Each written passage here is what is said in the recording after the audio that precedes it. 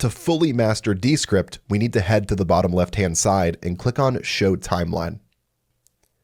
Here we have a traditional video editing timeline that includes waveforms, layers, cuts, and we can expand the timeline to get a better look at it by bringing our mouse to the top here, clicking and dragging to make the timeline larger. All of the cuts, all of the layers, all of the changes that we've made to our video appear here in our timeline. Starting from the top, we see our captions layer.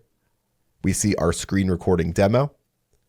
We see our base video and our transcript, and our video's audio. To fine-tune and make refined cuts within your video, I would recommend doing that within the timeline editor. The transcript video editor is a great way to get your video edited quickly, but to fully set the pacing and fine-tune your video, again, I would do that within the timeline editor. To zoom in on your timeline, hold down Control and scroll your mouse wheel up. Then at the bottom here, we can move this slider, and unnatural pauses in your video are indicated with an ellipses here. To adjust the pause on that video, grab the end of it and then drag it to close it down. Now on my playhead, I can click at the top of the timeline here to go back a little bit, and then I can click on play to see how that cut looks.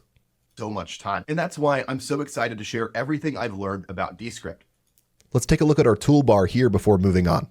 So we can change the playback speed of our video. We can jump to a chapter marker.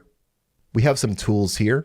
We have a select tool, a blade, a range and slip tool, and then a hand tool. To close the timeline and go back to the view we had before, just click on Hide Timeline here.